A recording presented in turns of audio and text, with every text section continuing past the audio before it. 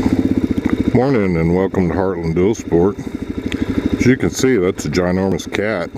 It's getting close to Halloween. Happy Halloween to all of you. Thanks for tuning in to Heartland Dual Sport. Let's go ride.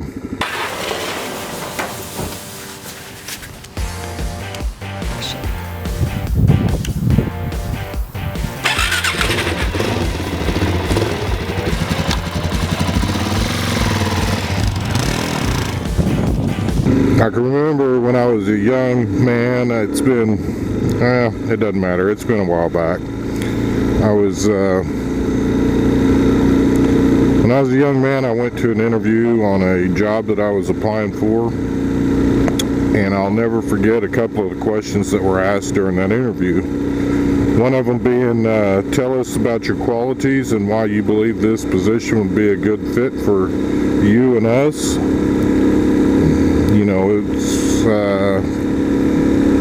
that's a question that sometimes catches people off guard because we can talk about things that we know about, but we're not always comfortable talking about ourselves. One of the next questions they asked was, tell us about your weaknesses and what are you doing to correct them? And for me at the time, spelling was one of the things that I'm just not real good at and never was. But I found that reading and doing a lot more writing and being in a position where you have to do a lot of both,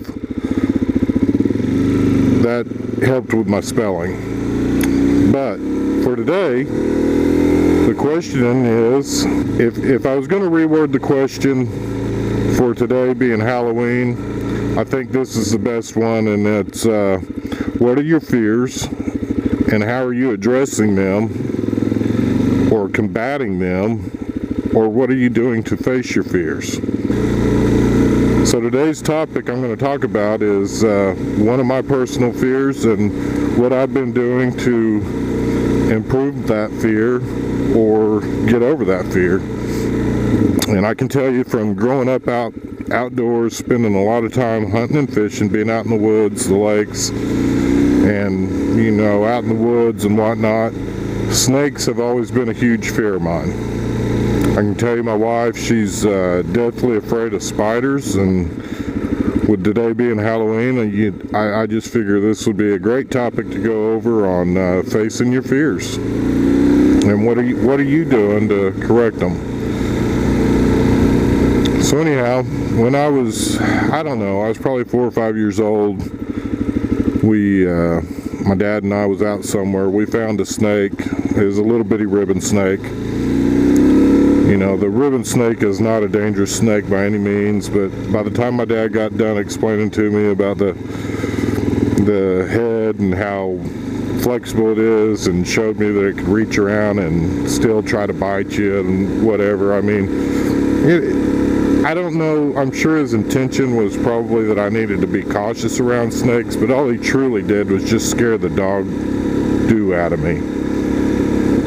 So I've spent a great deal of my life being what I consider a somewhat outdoorsman, being afraid of snakes. So a year and a half ago, what I decided to do to face my fears was to actually get a snake as a pet. And that's what I did. A year and a half ago, I bought a ball python. Did a lot of research about the different kinds of snakes that people have as pets and whatnot. And the ball python is known to be a good pet. It's more what they'd call an intermediate snake owner's pet, simply because the environment that it lives in, since it is actually native to more of a tropical rainforest type area here in Oklahoma, where we've got dry and low humidity, so it makes it tougher to raise it, but it still can be done. But either way, I've had the snake for about a year and a half. I've done quite a bit of research about snakes, and I've learned a great deal. So to face my fear was to buy the snake and raise it. His name's the Dude. He's a piebald ball python, which means that he has a lot of white on him. One of the things in the books that I read that said in order to help you face your fear is to try to make sure that you get a snake that looks good to you, you know, something that doesn't immediately look scary to you or strike a scare nerve or whatever. So I bought one that I thought was actually pretty cool looking. He's not, you know, scary looking. He's not, he's just a regular old snake with a lot of white on him. He's got some white and brown and whatnot. But through this past year, I've done a lot of research here in the state of Oklahoma. I believe we have 5 species of poisonous snakes. And one of the things that I found to be most interesting about most of the snake bites, even here in our state, anybody who's been bit by a poisonous snake, the majority of those people are people who are trying to handle that snake. Because, in all honesty, snakes are more scared of us than we are of them. They will always look for a place to go and hide as opposed to come out and fight, especially a human. And I'm talking about the snakes here. I'm not talking about some of the snakes in other countries where they're actually more aggressive. But even our pit vipers here in the state of Oklahoma are 5 poisonous snakes. They're not known to come out and just attack people. People who get bit generally either stumble upon them, and like I said, I believe the statistics were roughly 75% of the people who have been bit by a poisonous snake or any snake in the state of Oklahoma have actually been trying to handle that snake. And that brings me to my next point. Through me learning about the snakes and how good they are for our environment, you actually end up learning to like the snake, because if it wasn't for the snakes, we'd have an overpopulation of rodents, rats, mice, field mice, and stuff like that. And even the people who live in town, you may not see a snake very often, but I can assure you there's some other predator that's keeping the rats and mice in check, and that actually helps cut down on disease and sickness.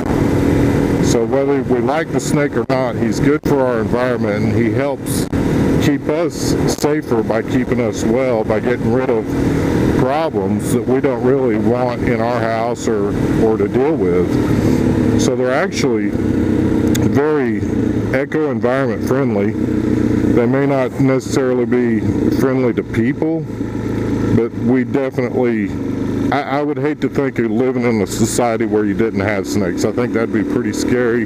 Probably be a lot of sicknesses and a lot of diseases. And aside from the eco side of the snakes, learning about the different species has also helped me combat the fear. Throughout this last year, I specifically went out with my camera looking for snakes to take pictures of, and although I didn't find very many when I was actually out with my camera, I have ran across several throughout the year, and one of them being a corn snake, which is native to Oklahoma and Texas and some of the drier plains. It's also a good pet snake. I've actually found a couple of them. In years past, if I would have come across these snakes, they would have scared me to death. But being able to recognize them and identify them and know what they are completely took the fear away, to the point that I did handle both of the snakes that I found. They were juvenile corn snakes. They're not an aggressive snake. Again, they're just like the snakes I described. Their preference is to avoid you, not bite you. And both snakes I actually had to kind of chase down a little bit and grab them and pick them up, and they didn't try to bite me. I mean, they're actually beautiful snakes. They're healthy, and it was nice to see them in our environment thriving. So anyways, that's the blog for today, and I hope you enjoyed it. If you enjoyed our video, please comment and like it. If you've done anything yourself personally to try to combat a fear that you have, I'd love to hear what your fears are and what you've done to combat your fears or face your fears. Again, happy Halloween, everybody, and thanks for tuning in to Heartland Dual Sport. If you know anybody who's afraid of snakes and would like to talk more about them, again, I'm not a snake charmer and don't profess to be, but I do not have the same fear that I had a year ago or a year and a half ago. It's actually kind of cool to see a snake and identify it and actually even pick it up or handle it. But again, if you know somebody, share a video with them and let them, I'd love to hear what they think about how we're facing our fears.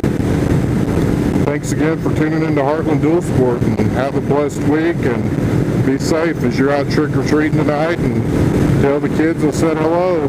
Y'all have a great week. May you have a blessed week.